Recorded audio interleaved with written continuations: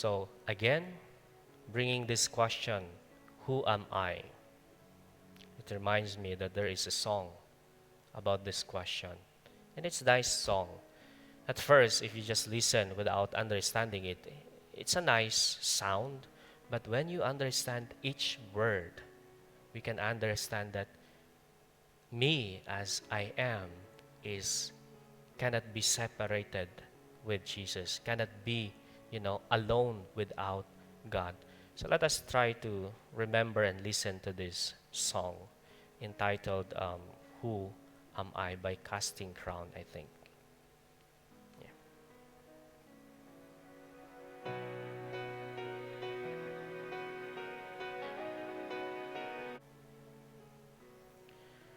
So based from that song, we have so much things to think who really we are. I mean, each in one of us, who am I?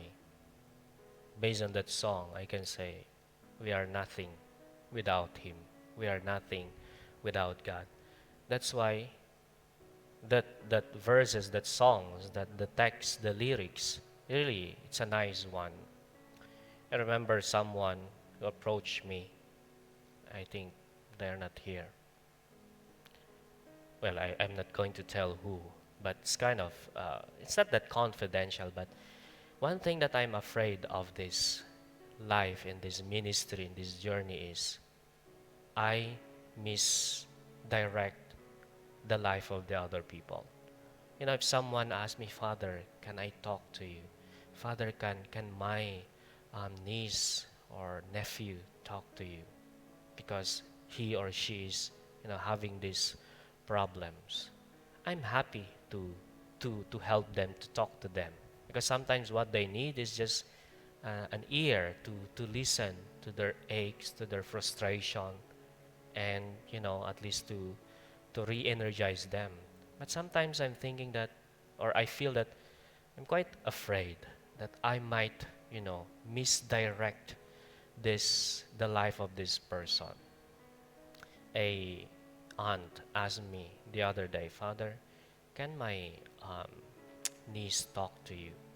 Because she asked me to find someone that she can talk because she's so down in her life.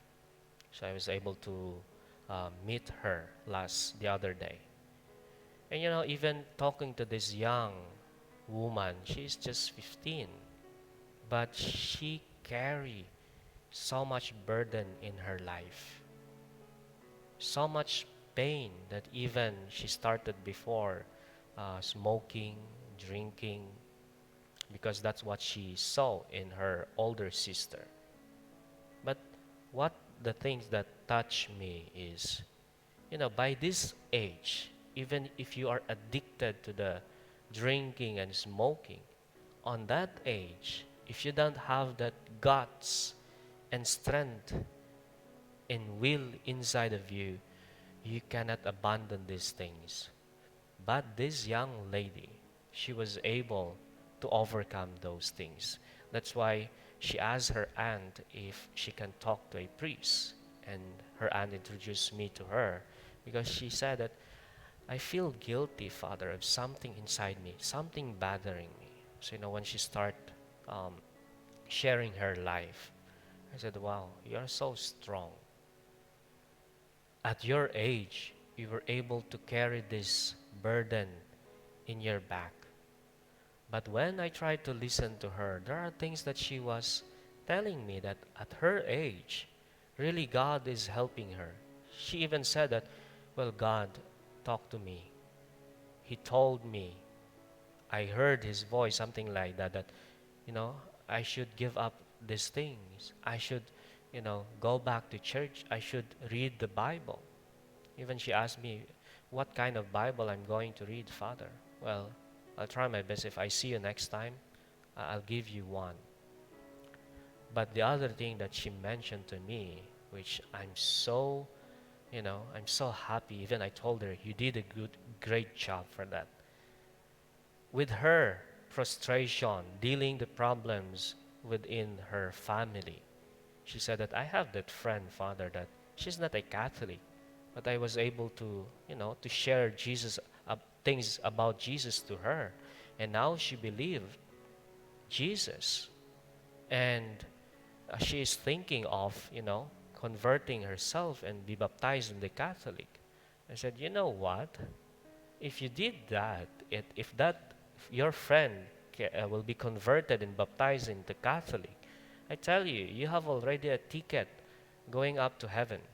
I always say this. It's not a teaching of the church, but my sense of faith is telling me, if you did something in this life, especially bringing someone back or bringing someone to church to introduce Jesus to that person and be baptized, I tell you, I feel that I can say when I die and facing Peter and the Lord, I said, look, Lord, I did something in my life. So sometimes when someone asks me, Father, can I talk to you? Can this person talk to you? It's not about me. Although I'm afraid sometimes that, what can I say? What can I do for these people? I have my own problem. And it's very hard to deal sometimes. But by the grace of God, you can, suddenly something appeared in your mind and you're able to talk to these people. At the end of the day, I told myself, well, it's not really me. This is your work, Lord, so help me to, to help these people. Make me an instrument, as St. Francis is telling us. Help me to help those people. I believe with that action. Although sometimes we feel that God is not helping me. But when we do things out of love, believe me, you can be a good instrument to the other people.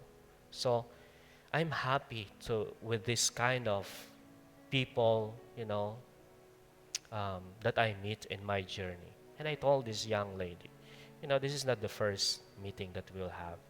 If you want, we can schedule it with your aunt because she's 15 and the things here. It's very difficult, but if we keep reasoning out or giving excuses, we cannot help other people. There's always a way to extend our hand. So I told her, I am happy to journey with you. I am happy to help you the things that I can. I can give you everything. I can give you the answers of all your questions, but trust me, I'll be there for you. Even some of you, I have that personal journey. And like a it's a good feeling, it's a good thing inside of my heart that, well, even how difficult sometimes to be with these people, but I'm happy to be with them because I become part of their journey also, and they with me.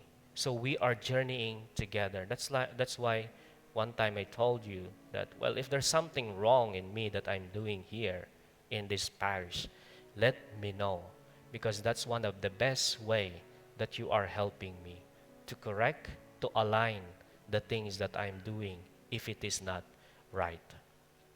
To tell me, Father, I think that's wrong. Father, I think what you did earlier is not right. It's kind of disrespectful to the others. I am happy to accept those things. I will not say no, because maybe you're looking at me as priests. Priests are, perfect and holy. To tell you, not everyone. We are all the same. We are just here journeying together. That's why I need your help. We need your help as you need our help. So we can discover more things of ourselves, especially when we try to share our life to other people. As Mother Teresa would say, as she said, do things for people, not because of who they are or what they do in return, but because of who you are. If you are doing things again out of love, and if it is that that's your attitude characteristic, despite of the attitudes of others, don't change your attitude, don't change yourself, because they are trying to give you a different, things back for yourself, to yourself. But continue to serve. Whether they give you in return or not, serve them out of love. And this is the point of Mother Teresa of saying these things. Now, other answers from that question, who am I? I can't answer it anymore, but you can answer it by yourself. So we can leave that question and go to the next one. Who are they? When I say who are they, those people outside of ourselves, those people around us. We want to know them because we don't, not because we want to, to explore their life, but we want to know about them so that we can journey with them in a good way. As we want to know ourselves and we want to know other people in our way, you know, one thing that I learned in our homiletics study of how we talk to people, because before I'm so afraid of facing people. I feel nervous of facing. That's why one of the questions that I remember when I was still studying, Lord, if I'm become a priest later on, what can I say? What are the things that I'm going to say to these people? How can I do my homily? It seems that I don't know anything. I barely pass all my subjects in philosophy, and my English was terrible when I was in the philosophy. You know, our teacher in English asking us to make a different kinds of letter, uh, lots of erasure and correction. So those are the things that I'm so worried before. What I'm going to tell the people, Lord, if I become a priest. It seems that I don't have the things that, looking at those priests who are really good, I said, how can I be like them? How can I, get the attention of people? I feel that I don't have that something in me. We need to know, one thing that we learn in our homiletics is to know your audience.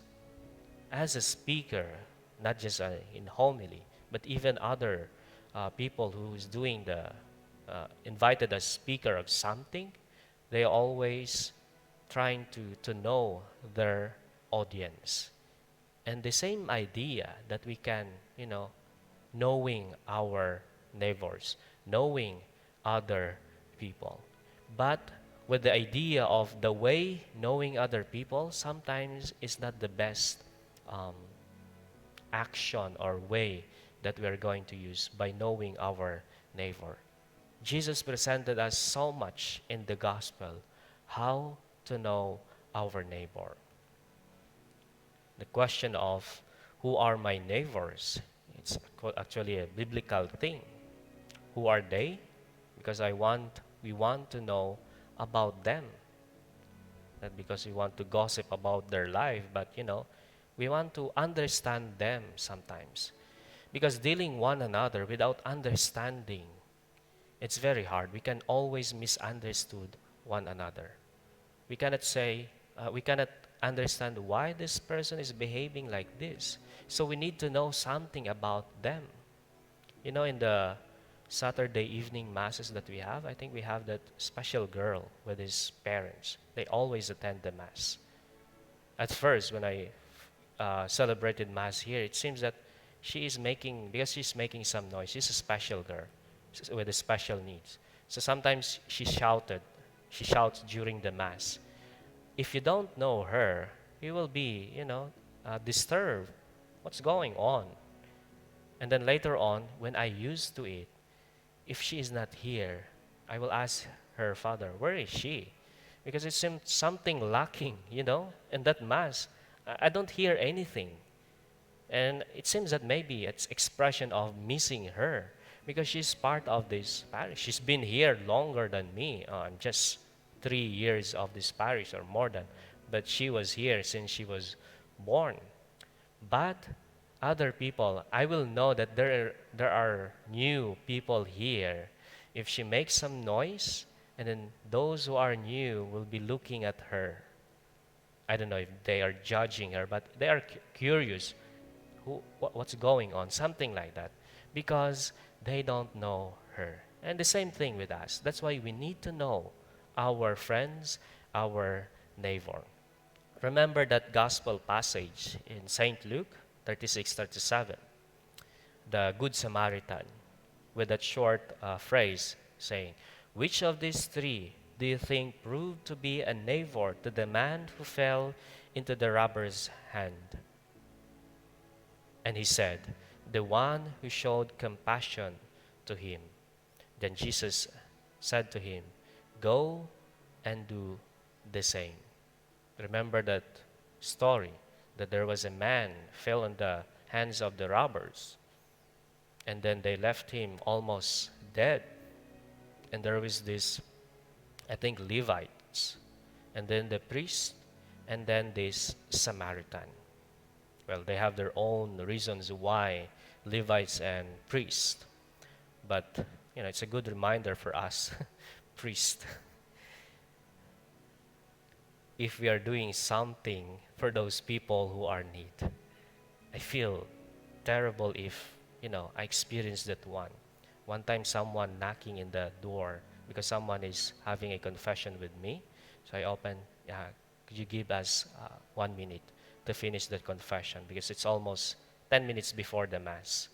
And then after that person did the confession, I tried to find that man with his two children.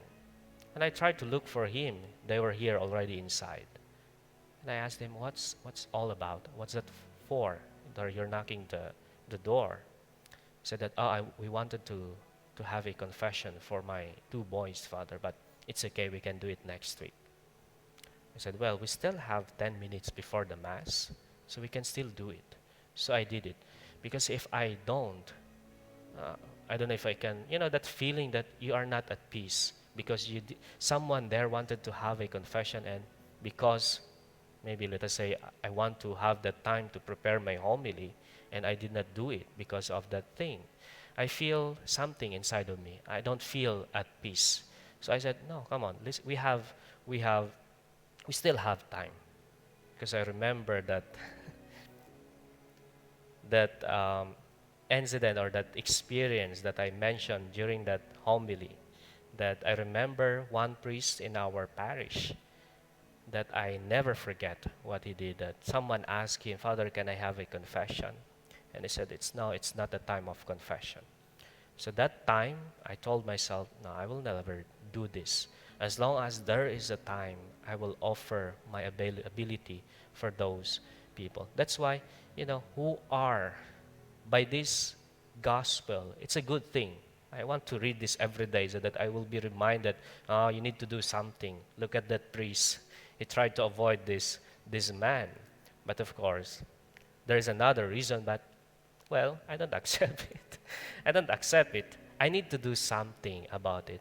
But Jesus is telling us, so who's the neighbor of this person? Who is the person who has that concern? The person who showed compassion to him. In the other gospel writer from Matthew, Jesus replied, "Love the Lord your God with all your heart and with all your soul and with all your mind. This is the first and greatest commandment, and the second is like it. Love your neighbor as yourself." Sometimes we love so much ourselves that we don't have love for other people. I love myself to the point that we don't love other people. Yeah, to love yourself is okay, but too much loving yourself without extending that love to other people, I think we miss the commandment of Jesus. To the point he is saying also that you should also love your enemy. That's the point of today's gospel. We are not here to, comfort those who are holy, those who are feeling perfect. We are here to be like Jesus, to be with sinners and bring them back. Lead them if we think we are not. At least we become an instrument of this journey to the other people. So knowing our neighbor is kind of not just knowing them, but you know, journeying with them. To know them is journeying with them, to live with them. I think that's the point of um, asking who is Jesus later on. What is the most challenging thing that we need to deal with our neighbor? Not just our neighbor next door. It's, Father, I don't like him. I don't like them. Their dogs are so noisy. Something like that. No. What are the things that really challenges us in dealing one another? If we are blind and we can't see the value and the presence of that person, if we cannot see that person also has Jesus in them, if we cannot see it, it's very hard for us to know who are our neighbors. Despite of the things that they are doing, to look at this man who fell in the hands of the robber, of those thieves, looking at them, oh, maybe he's a dangerous man. Sometimes we have that negative thoughts, even by walking in the street, like in the city. If you find someone lying down there, you will never dare to ask and to touch that person because we are afraid. Who knows, this person is dangerous. When negative things will be there ahead of thinking of the positive things, it hinders us to know who are our neighbor. That's why that's challenge that it's very hard to deal with them, Father. This person is very hard. I can't see the presence of Jesus on them. His or her attitude is so much for me. Well, Jesus is telling us, despite of the things, we need to love them. We need to take care of them. That's very challenging. That's why, although there are lots of things that we find it very challenging in dealing our brothers and sisters, but always look at them with love. Remember that census? Look at them with the eyes of Jesus. So how do we see our neighbor aside from looking at them through the lens and eyes of Jesus? I found this phrase in Facebook again, one of my favorite books. I like the story of these things. I heard my mom asking our neighbor for some salt. I asked her why she was asking them as we have salt at home. She replied, "It's because they are always asking us for things. They are poor, so I thought I'd ask something small from them so as not to burden them, but at the same time making them feel as if we need them too. That way, it will be easier for them to ask us for anything they need from us." Yes, this mother is so wonderful. If you have neighbor like this, cherish it. Take care of them because they understand. They are putting themselves in the shoes of the other people. They have that heart like Mary. In the wedding at Cana, only her, well, we don't know, but according to that gospel passage, only her who noticed that they have no wine, which is the problem of the host of the couple who have that marriage. But Mary is so attentive. She is so concerned of the other people. And she noticed that they don't have wine. In the Jewish tradition, wine is very important. It's kind of part of their tradition. It's part of their life. So if that wine is gone, I don't know what will happen to the to the wedding feast. But Mary is so attentive. That's the attitude of putting herself into the shoe of the other people. Like this mother who is trying to tell this story. She's trying to put herself into the shoes of the other people. And even in our driving, sometimes we are pissed off by the other drivers. It's that's one of the ways that it's easier for us to to get angry by driving and dealing with the other drivers. But to tell you, you have a nice drivers here. Let us say 95% are all good in driving here. If you want to have more anger, visit Philippines and try to drive there. I don't know if you will survive within the day of driving. But the point here is sometimes when we drive, it's easy for us to get angry because of the other people. But one way of understanding them, put yourself on their shoes and think that, oh, maybe they are in hurry because, maybe something to catch or they want to reach hospital or emergency happening. And by thinking of that, your anger will subside. You will not think negative things about them, but understanding them why they are doing the things. Well, is it true or not? Well, it doesn't matter. As long as you are thinking positive about them and you are able to avoid, cursing them in your mind or getting angry because of they did.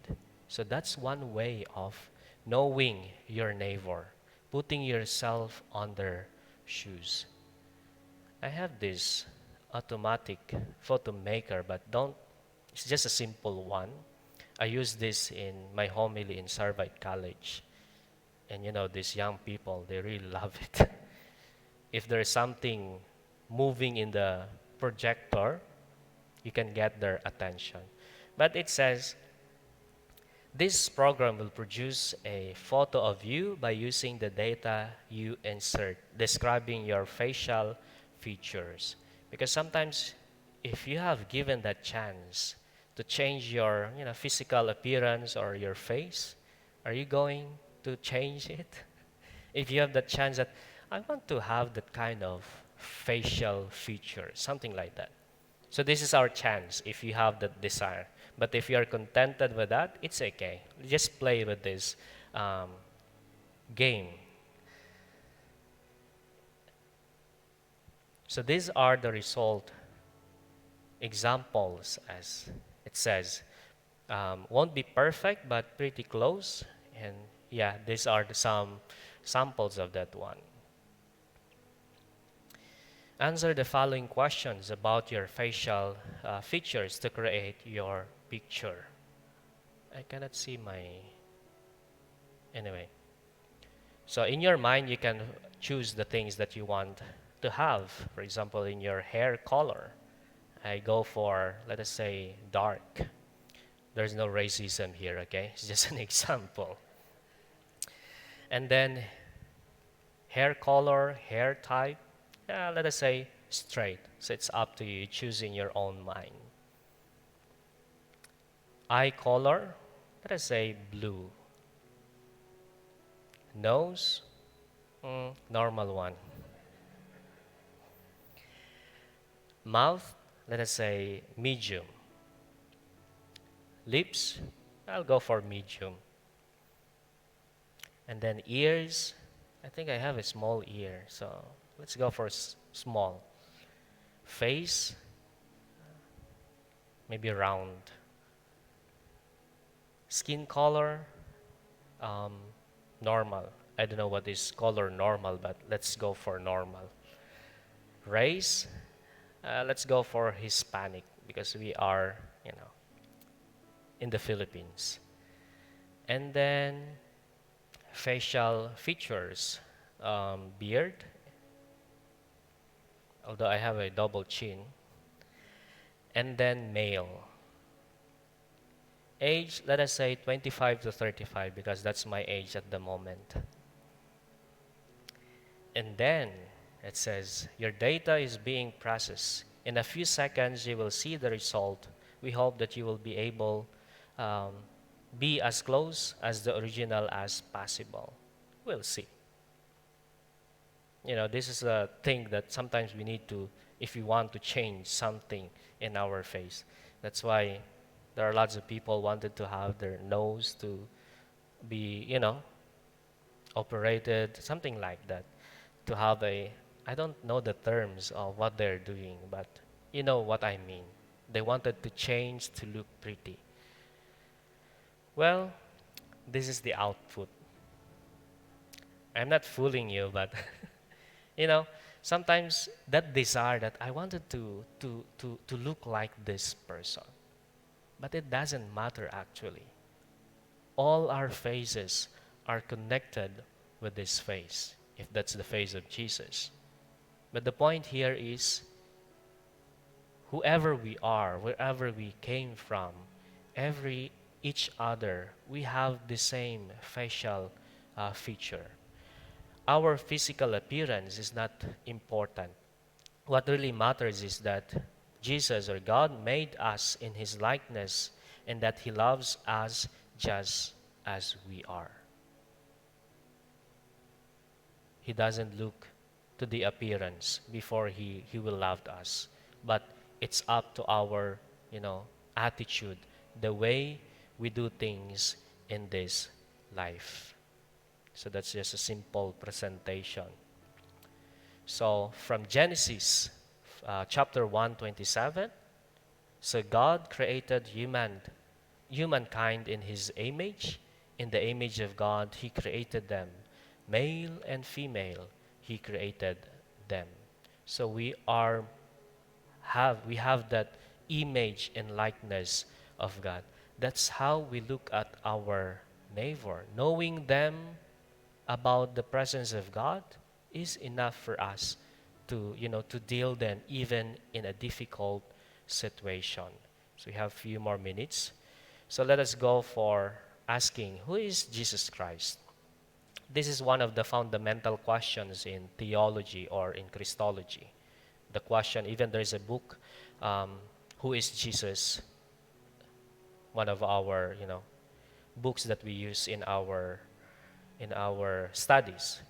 But sometimes this question is not enough to find who is Jesus from the books. Lots of books were written about Jesus. I remember, I think, Cardinal Tagle. We have so intelligent, we have these good writers when it comes to asking and answering who Jesus is, explaining who Jesus is. But sometimes if it is kind of too much, sometimes he said that, I don't think Jesus knows these things, what we are writing on this book, because he is just a simple man, but he did so much things for us. The Jews were asking him in John 8:25. Then they were saying to him, who are you? And Jesus said to them, what I even been saying you from the beginning. You know that thing that questioning Jesus because of what he is doing during that time. He tried to introduce himself even at first, but they don't listen and they don't accept this, introduction of Jesus about himself. But sometimes we are trying to dig more and more things that our mind wants to know about Jesus. But we forget that sometimes knowing a person is just living with him or her. To live with is to know who. This is my point of knowing someone. We don't need to read books sometimes, but we need to be with that person, with that people. Knowing your parents, knowing your siblings. Did you read any books about them? No. But we know them well because we live with them. We journeyed with them. So knowing Jesus, we can read books about him. It helps us so much. But without living with Jesus, it's very hard to understand who Jesus is. Aside from, that famous gospel passage, John 3:16, the gospel, that God so loved the world that he sent his only begotten Son, so that those who believe, see, I'm lost now, will not be perished, but will have eternal life. That's in John 3:16, the word gospel. Aside from that could describe Jesus, we can know him from the Bible with this passage from the Gospel of John, chapter 16, verse 28, saying, I came forth from the Father and have come into the world. Again, I am leaving the world and going back to the Father. This is how I describe and show it to you. So we have the Trinity, God, Father, Son, and Holy Spirit. And now we have this exitus a patre. It's a Latin term of sent or exited or exit by Father, sending from the Father, bringing him to these created things, created being, where Jesus was born. And after he was born, grow, and